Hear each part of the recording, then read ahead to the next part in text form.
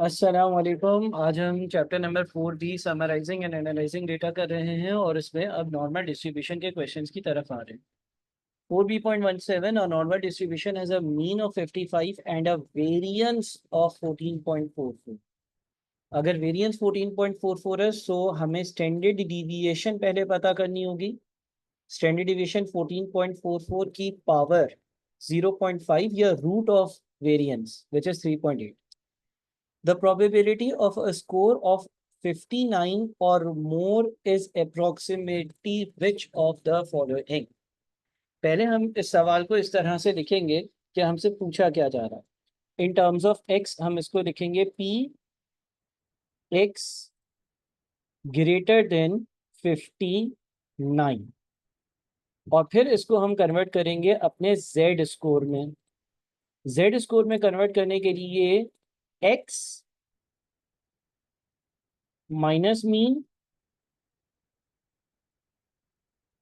Divided by standard deviation, ये formula apply होगा। सो 59 minus 55 divided by 3.8, ये हमें देता है 1.05। जो z की वैल्यू यहाँ पर आ रही है वो है 1.05। सो हमें एक्चुअली पूछा जा रहा है पी जेड ग्रेटर देन 1.05, यानी कि जहाँ पर z 1.05 है उसके बाद वाला, उसके आगे वाला एरिया बताओ। जो हमारा नॉर्मल डिस्ट्रीब्यूशन का ग्राफ होता है वो कुछ इस तरह का दिखता है। सेंटर में इसमें z 0 होता है और यहाँ पर 1.05 पॉजिटिव होगा और ग्रेटर देन का साइन है, यानी कि हमें ये वाला एरिया चाहिए। ये जरा आप ध्यान से देखिए।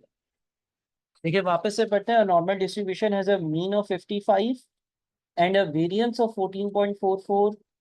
अगर वेरिएंस से स्टैंडर्ड डिविएशन को कैलकुलेट करना है तो वेरिएंस को अंडर रूट करते हैं। सो हमारे पास स्टैंडर्ड डिविएशन 3.8 आया।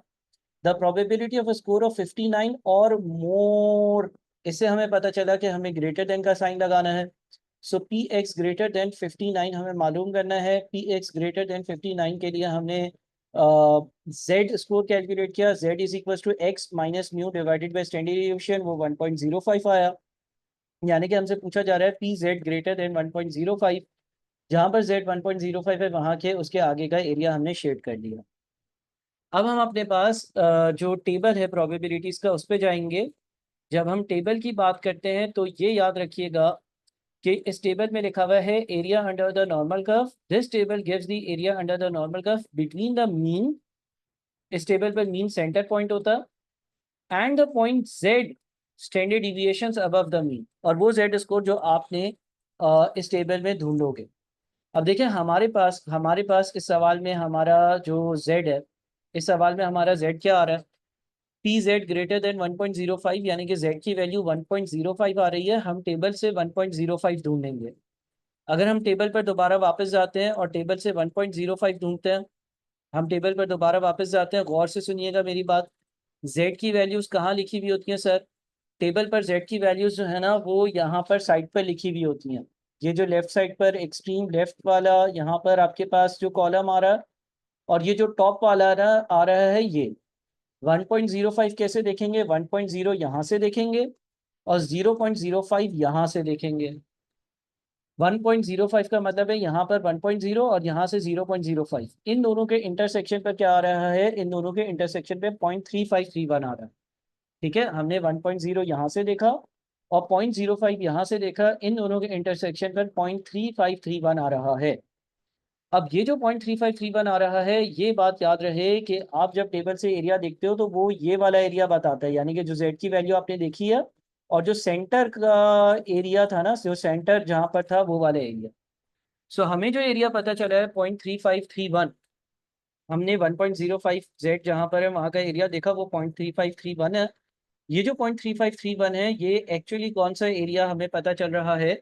0.3531 जो है वो ये वाला एरिया हमें पता चल रहा है। ये एरिया जो है ना वो 0.3531 है, लेकिन हमें ये एरिया नहीं चाहिए, हमें तो ये येलो शेडेड एरिया चाहिए। अच्छा, सेंटर से लेफ्ट साइड का पूरा एरिया 0.5 होता है। सेंटर से सॉरी सेंटर से लेफ्ट 0.5, सेंटर से राइट 0.5 होता है। तो सेंटर से अगर हम राइट साइड पर देखें 0.3531 हमें छोड़ना है, हमें सिर्फ येलो वाला एरिया चाहिए, तो हम 0.3531 वाला एरिया माइनस कर देंगे, जो बच जाएगा वो येलो वाला एरिया होगा। यानी कि 0.5 में से हम 0.3531 को माइनस करेंगे तो 0.1469 आ रहा है। 0.1469 हमारे पास ये वाला एरिया जो होगा ये 0.1469 होगा, यानी कि हमारा आंसर 0.15 यानी कि ए बनेगा। इसी सवाल की वीडियो को पहले तो आप दोबारा से देखें और इस चीज़ को समझें कि क्या स्टेप्स मैंने फॉलो करे, वही स्टेप्स आप दोबारा से एक बार काइंडली ज़रूर फॉलो करें, फिर आगे बढ़िएगा, क्योंकि नॉर्मल डिस्ट्रीब्यूशन जनरली बच्चों को मुश्किल लगता है। सबसे पहले x ग्रेटर देन 59 था, उसको z में कन्वर्ट किया using the formula z is equal to x minus mu divided by standard deviation. जब हमने z की वैल्यू लिख ली तो z के आगे वाला एरिया शेड कर दिया, क्योंकि मोर देन ग्रेटर देन लिखा हुआ था।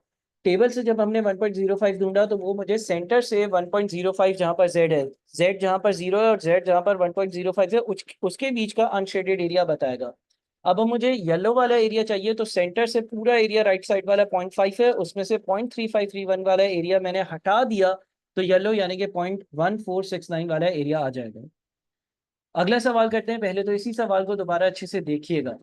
A normal distribution has a mean of 75 and a variance of 25. What is the upper quartile of this distribution? आपके पास एक नॉर्मल डिस्ट्रीब्यूशन है और उसका जो मीन है वो 75 है, मीन जो है ना वो 75 है, और जो स्टैंडर्ड डिविएशन है, यहाँ पर वेरिएंस दिया हुआ है। स्टैंडर्ड डिविएशन कैलकुलेट करने के लिए आप वेरिएंस की पावर डालोगे, वेरिएंस की पावर डालोगे 0.5 यानी कि 5 आता है। What is the upper quartile of this distribution? What is the upper quartile of this distribution, ये सवाल बिल्कुल अलग है। अपर क्वार्टाइल ऑफ द डिस्ट्रीब्यूशन का मतलब क्या होता है? आपके पास एक लोअर क्वार्टाइल होती है, देखें, एक तो आपके पास मीडियन होता है। मीडियन क्या होता है? Mid value.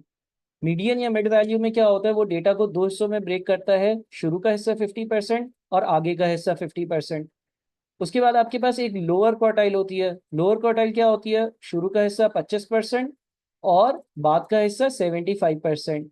और एक चीज आपके पास अपर क्वार्टाइल होती है। अपर क्वार्टाइल का मतलब होता है शुरू का हिस्सा 75%, शुरू का हिस्सा 75% और बाद का हिस्सा 25%। अब उसने आपसे ये पूछा है कि एक नॉर्मल डिस्ट्रीब्यूशन है जिसकी मीन 75 है, जिसकी वेरिएंस की वैल्यू 25 है, यानी कि स्टैंडर्ड डिविएशन 5 होगी। इसके अपर क्वार्टाइल की वैल्यू क्या होगी? यानी कि कौन सा ऐसा इस डेटा में नंबर होगा जिससे पहले के जो नंबर्स होंगे वो 75% और बाद के 25% होंगे। अब इसको नॉर्मल डिस्ट्रीब्यूशन के जरिए कैसे सॉल्व करते हैं? देखें, आप ये एक तरह से नॉर्मल डिस्ट्रीब्यूशन का कर्व बनाएंगे, क्योंकि ये नॉर्मली डिस्ट्रीब्यूटेड डेटा है। सेंटर में z 0 होता है और 0 मीडियन होता है, यानी कि ये डेटा के दो हिस्से करता है। लेफ्ट साइड वाला एरिया 50% है, राइट साइड वाला एरिया भी 50% है, लेकिन उसको अपर क्वार्टाइल की वैल्यू चाहिए। यानी कि यहाँ पर हम एक चीज मार्क कर लेते हैं। इससे क्या हुआ? ये आगे वाला एरिया हमने कितना कर दिया? आगे वाला एरिया हमने 25% कर दिया, और पीछे वाला पूरा एरिया कितना हो गया? 75%। अच्छा, इस 75% में भी ये याद रहे कि ये 0.5 है और ये 0.25 है। ठीक है, ये 0.5 है और ये 0.25 है। इस ग्राफ को समझ लें। अपर क्वार्टाइल का मतलब ये है कि एक्स जेड की ऐसी वैल्यू जिसके आगे 25% हो और पीछे 75% हो, और पीछे 75% में से भी ये 0.5 और ये 0.25 होगा, क्योंकि जो सेंटर होता है उससे पहले 0.5 होता है, और ग्रीन एरिया अगर 25% है तो फिर ये अनशेडेड एरिया 0.25 होगा। अब हम क्या करेंगे? अब हम पहले ऐसा z ढूंढेंगे, ऐसा z ढूंढेंगे जो एरिया को इस तरह से बांटता है। ऐसा z ढूंढेंगे, z स्कोर ढूंढेंगे। z स्कोर ऐसा कैसे ढूंढेंगे? अब देखिए, पिछले सवाल का ये रिवर्स है। पिछले सवाल में z 1.05 था, उससे हमने एरिया पर गए। इस सवाल में हमारे पास एरिया है और उससे z पर आना है। हमें पता है कि टेबल हमें कौन सा एरिया बताता है। टेबल हमें ये वाला एरिया बताता है। अगर हम टेबल से कोई एरिया देखते हैं तो वो ये वाला एरिया बताता है इस सेट की वैल्यू पर। सो हम दोबारा से टेबल पर जाते हैं। टेबल पर 0.25 एरिया में देखेंगे इस बार। हम टेबल पर जाते हैं और 0.25 एरिया में देखेंगे इस बार। 0.25 अगर एरिया में देखेंगे इस बार तो 0.25 के क्लोजेस्ट क्या है? 0.2486 और 0.2517। सो ये प्रोबेबली क्लोजेस्ट है ना। मैं इस बार यहाँ क्यों देख रहा हूँ? क्योंकि ये एरिया है और इस पे z कितना है? इस पे z अगर आपने देखना है ना, तो आप यहाँ से ये आएंगे 0.6 आ रहा है, और यहाँ से यूं देखेंगे 7 आ रहा है, तो 0.67 है। यानी कि z की तकरीबन, एग्जैक्ट तो 0.25 नहीं मिला लेकिन उसके करीब करीब मिला। z की वैल्यू तकरीबन 0.67 होती है, तो वो इस एरिया को अपर क्वार्टाइल में डिस्ट्रीब्यूट करती है। 0.67 यहाँ पर z होता है, उससे आगे का एरिया 25% और पीछे का एरिया 75% होता है। अब आपके पास ये वाला फॉर्मूला है, z is equals to x minus mu divided by standard deviation. आपको x की वैल्यू ढूंढनी है, इस बार आपके पास z है 0.67, x आपने ढूंढना है, मीन आपके पास 75 है और स्टैंडर्ड डिविएशन आपके पास 5 है। सो 5 मल्टीप्लाइड बाई 0.67 और फिर वो लेफ्ट साइड पर जाएगा तो 75 उसमें ऐड होगा, 78.35 आंसर आ रहा है, यानी कि सी हमारा आंसर होगा। अगेन मैं कहूँगा कि ये सवाल जो होते हैं नॉर्मल डिस्ट्रीब्यूशन के, काफ़ी मुश्किल लगते हैं बच्चों को, और आपको आराम आराम से इसको सुनने समझने की बहुत ज़्यादा ज़रूरत है। आगे चलते हैं। Normal distribution has a mean of 150 and a standard deviation of 20. 80% of the distribution is below which of the following? पिछले सवाल की ही तरह है। अब वो कह रहा है कि 80% पहले हो, बिलो हो। सो आपके पास आप क्या करेंगे, आप अपना अगेन जेड स्कोर वाला टेबल बनाएंगे, सेंटर में जेड 0 होता है। ये अगर पीछे वाला एरिया 80 हो तो ये एरिया कितना होगा, ये 20% या 0.2 होगा, ये 0.3 होगा और ये 0.5 होगा। 0.3 और 0.5 टोटल कितना बनता है, 0.8 बनता है। z की एक ऐसी वैल्यू जिसके पीछे 0.8 है और आगे 0.2 है, विच मीन्स पीछे 80% है और आगे 20% है। उससे बोला था ना, a normal distribution has a mean of 150 and a standard deviation of 20. 80% of the distribution, 80% चीजें is below which of the following? 80% चीजें कौन सी वैल्यू के पीछे होंगी। अगेन जब हम अपना जो z का टेबल है वो देखेंगे तो वो हमें ये वाला एरिया बता रहा होगा। अगेन अगर हम अपना z वाला टेबल देखेंगे तो वो हमें ये वाला एरिया बता रहा होगा। चले देखते हैं कि 0.3 ढूंढते हैं। 0.3 का एरिया करीब करीब 0.3 से मेरे ख्याल में 0.2995 है। 0.2995 से और कोई करीब करीब नहीं है, और यहाँ पर जो z की वैल्यू आ रही है वो है 0.8 और यहाँ से 0.04। सो 0.84 है, 0.84 है। अच्छा जी, इसका मतलब ये हो गया कि z जहाँ पर z 0.84 होता है वो इस एरिया के दो हिस्से करता है। पीछे वाला एरिया जो है वो आपका 80% और आगे वाला 20% होता है। अगेन आप फॉर्मूला यूज करोगे, z is equal to X minus mu divided by standard deviation. 0.84 is equal to X minus mean आपकी 150 है और स्टैंडर्ड डिविएशन जो है वो आपकी 20 है। सो x की वैल्यू क्या होगी, 0.84 इंटू 20 प्लस 150, 166.8। 166.8 को आप तकरीबन तकरीबन 167 भी लिख सकते हो, अप्रोक्सीमेटली 167। 4B.19 का आंसर जो होगा वो 167 होगा। अगला question, normal distribution is to be split into 4 equal areas, 2 to the right of z is equals to 0 and 2 to the left of z is equals to 0. Using normal distribution table, the z modulus यानी कि absolute value that splits the area in this way is closest to which of the following? वो बोलता है कि एक normal distribution का graph है, उसके मैंने 4 इक्वल हिस्से कर दिए, 2 हिस्से जहां पर z सेंटर में 0 होता है उसके उल्टे हाथ पर, 2 सीधे हाथ पर, और इक्वल हिस्से किए हैं तो हर हिस्सा कितना होगा, 0.25, 0.25, 0.25, 0.25। फिर वो बोलता है कि z की कौन सी वैल्यू, ये भी 0.25 है। देखें जरा सवाल को समझो, उसने बोला कि एक z टेबल है, z सेंटर में 0 होता है, मैंने उसके 4 हिस्से किए, 2 जहां पर z 0 है उससे पहले, 2 जहां पर z 0 उसके बाद, और चारों हिस्से बराबर है। तो चारों हिस्से बराबर है तो 0.25, 0.25, 0.25, 0.25 100% होगा। अब उससे बोला कि बताओ ऐसा करते हैं तो z की जो ये वाली वैल्यू होती है, ये यहाँ भी वैल्यू होती है, और एब्सोल्यूट वैल्यू यानी कि माइनस का साइन नहीं डालो, एब्सोल्यूट वैल्यू क्या होती है। तो हमें टेबल ये वाला एरिया बताता है। हम 0.25 पर एरिया अगर चेक कर लें, हमने अभी किया था पिछले सवाल में, पिछले सवाल में भी इत्तेफाक से हमारे पास ये 0.25 वाला एरिया हमने ढूंढा था, और यहाँ पर z 0.67 था। सो ये सवाल बड़े आसानी से हो गया। z की वैल्यू जो है वो 0.67 वाली होगी, यानी कि आंसर जो होगा वो डी होगा। ठीक है जी। अगला, Production of aluminium tubes is normally distributed with a mean of 50 and standard deviation of 5. Mean कितनी है 50, standard deviation कितनी है 5. The percentage of tubes at least का मतलब होता है कम से कम, at least 57 centimeter long is closest to which of the following. At least का मतलब कम से कम, यानी कि वो हमसे पूछ रहा है px greater than 57.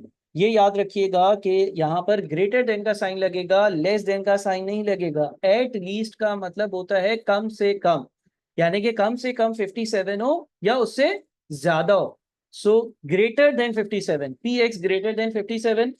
इसको हम कन्वर्ट करेंगे z स्कोर में using x minus mu. x की वैल्यू क्या है, अगर मैं z का स्कोर कैलकुलेट करूं, x यानी कि 57 माइनस म्यू यानी कि 50 divided by standard deviation, x minus mu divided by standard deviation. So ये बन जाता है हमारे पास 1.4, यानी कि pz ग्रेटर देन 1.4. सो हमें जो एरिया एक्चुअली बताना है, सेंटर में z0 होता है, हमें जहां पर z 1.4 है उसके आगे वाला एरिया बताना है. जहां पर z 1.4 है उसके आगे वाला एरिया बताना है. जहां पर z 1.4 है उसके आगे वाला एरिया बताना है. Production of aluminum tubes is normally distributed with a mean of 50 and standard deviation of 5. The percentage of tubes at least 57 centimeters long is which of the following? So हमने x की greater than 57 लिखा, उसको z में convert किया, 1.4 आया, 1.4 से आगे का एरिया बताना है. हम जरा जाते हैं अपने z टेबल पर.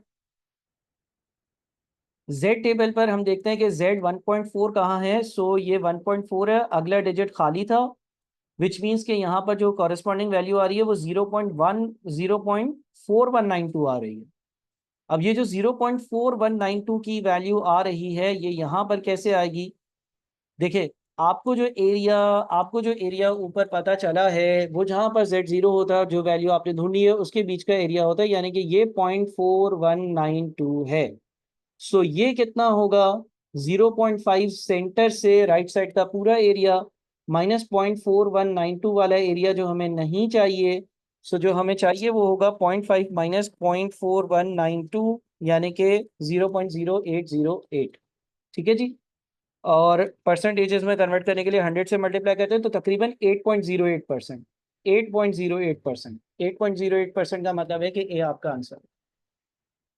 ठीक है, अच्छे से देखें, मुश्किल सवाल है, आसान नहीं है, आपको थोड़ा टाइम लगेगा, बार बार आपको देखना पड़ेगा. अगला सवाल है, normal distribution as a mean of 60 and variance of 25, what is the probability of score 72 और मोर. स्कोर जो है वो 72 या ज्यादा हो. अगेन 72 या मोर का मतलब हो गया कि वो हमें बोल रहा है पी एक्स ग्रेटर देन 72. ठीक है, इसको अगर हम z में कन्वर्ट करते हैं तो कैसे कन्वर्ट करेंगे, x minus mu divided by standard deviation. 25 variance है तो स्टैंडर्ड डिविएशन 5 होगी अंडर रूट ऑफ 25 से. सो 72 माइनस 60 डिवाइडेड बाय 5, ये आ जाता है 2.4. z ग्रेटर देन 2.4 मालूम करना है, मोर लिखा था. अगेन हम अपना ग्राफ बनाएंगे. अगर हम अपना ग्राफ बनाते हैं, सेंटर में z0 होता है, यहाँ पर ये 2.4 होगा, और मुझे इसके आगे वाले एरिया की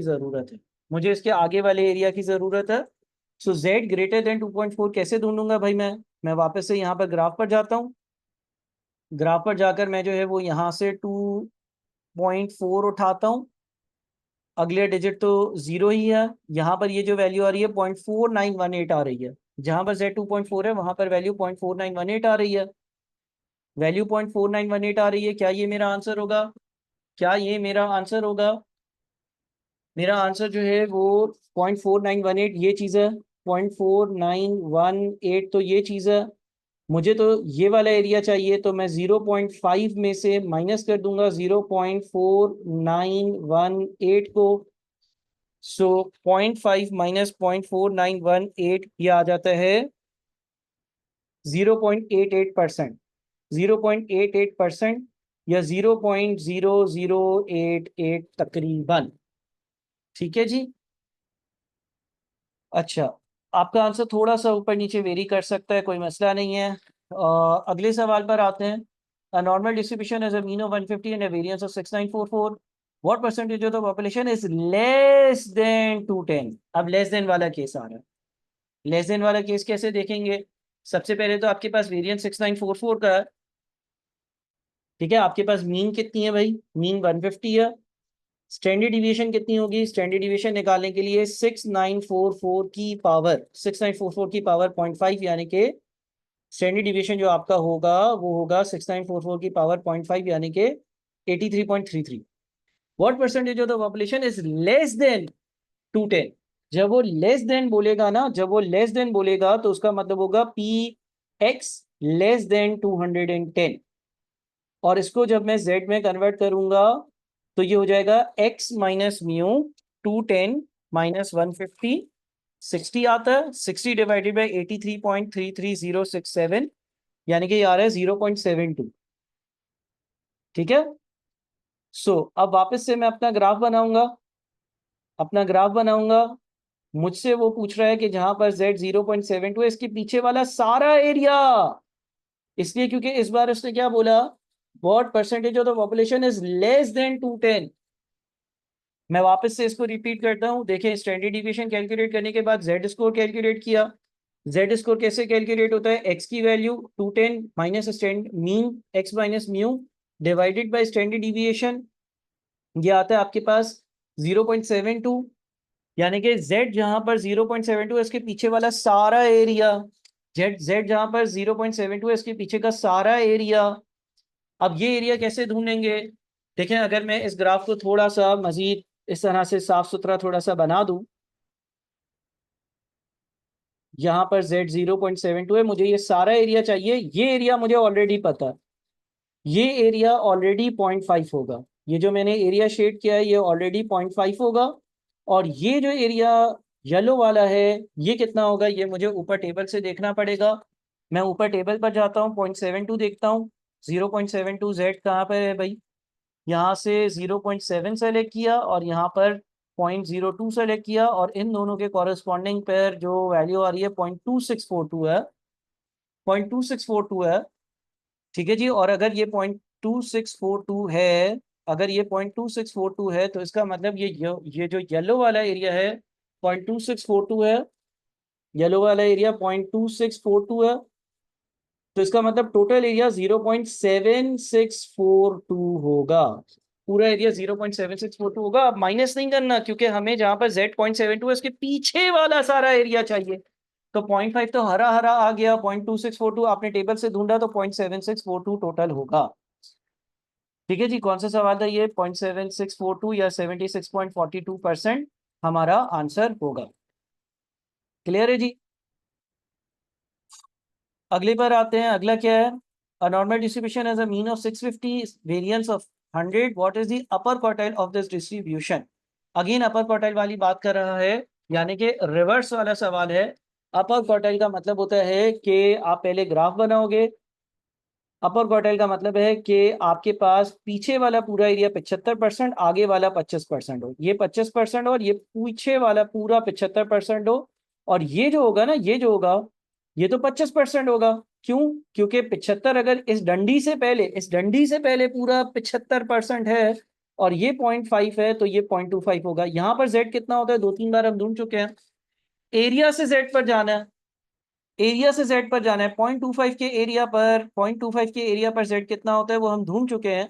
0.25 के एरिया के करीब तरीन हमें जो मिला था ना वो 0.2486 मिला था, और यहाँ पर जेड की जो वैल्यू आ रही थी वो 0.67 आ रही थी। ठीक है। यहाँ पर आपके पास जो z होगा वो 0.67 है। और आपने x की वैल्यू ढूंढनी थी। z is equals to X minus mu divided by standard deviation. ये हो जाएगा आपका 0.67 is equals to X, X हमें ढूंढना है, minus X minus mu divided by standard deviation. 100 variance है, 10 स्टैंडर्ड डिविएशन होगा। 0.67 इंटू 10 प्लस 650, ये 656.7 बनेगा।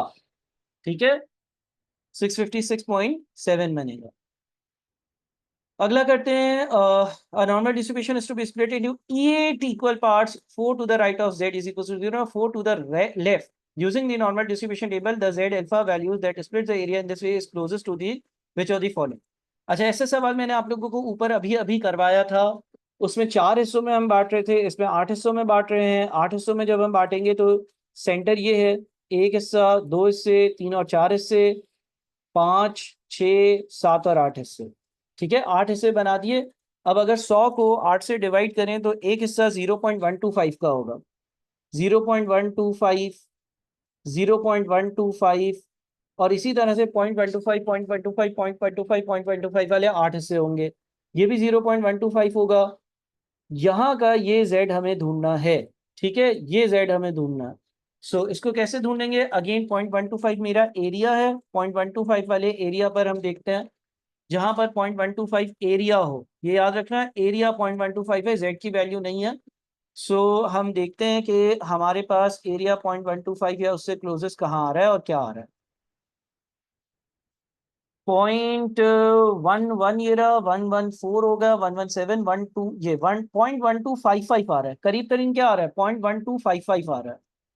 0.1255 करीब तरीन आ रहा है. और ये जो 0.1255 करीब तरीन आ रहा है, इस पर हमारा z यहाँ से 0.3 और यहाँ से 0.02, 0.32 होगा. 0.32 होगा. ठीक है जी. अच्छा, उसके बाद उससे अगला देखते हैं, the weights of component x are normally distributed. The weights of component x are normally distributed. The mean weight is 5200 and standard deviation is 430. What is the probability of a component x weighing more than 6000? More than 6000 यानी कि px greater than 6000 पूछा जा रहा है. और mean दिया हुआ है, स्टैंडर्ड डिवीजन दिया हुआ है, तो z is equals to x, z is equals to x minus mu divided by standard deviation. तो 6000 माइनस 5200 डिवाइडेड बाय 430, यानी कि ये 1.86 बनता है. z यहाँ से 1.86 बनता है. अच्छा, ग्रेटर देन क्यों मोर बोला था, तो ये होगा पी जेड ग्रेटर देन 1.86. ठीक है जी. जहां पर z सेंटर में 0 होता है, यहां पर 1.86 होगा.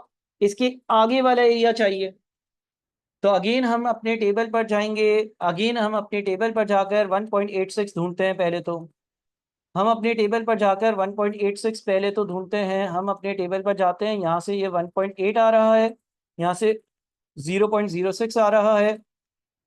इन दोनों के कॉरेस्पॉन्डिंग अमाउंट 0.4686 आ रहा है. इन दोनों का कॉरेस्पॉन्डिंग अमाउंट 0.4686 आ रहा है. 0.4686 का क्या मतलब है? क्या ये मेरा आंसर होगा? नहीं, मुझे आगे वाला एरिया चाहिए था. मुझे 0.4686 ये वाला एरिया मिला है, ये 0.4686 है.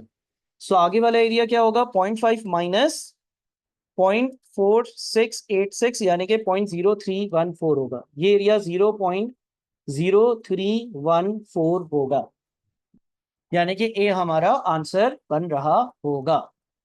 अच्छा जी, उसके बाद दो थियोरेटिकल सवाल है सैम्पलिंग से relevant. Which two of the following statements are true? इसमें से कौन से ऐसे दो सेंटेंसेस हैं जो ट्रू हैं?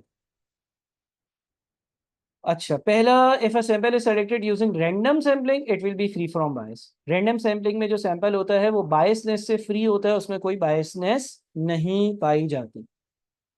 अच्छा, उसके बाद फिर अगला लिखा हुआ है, a sampling frame is a numbered list of all items in a sample. ठीक है,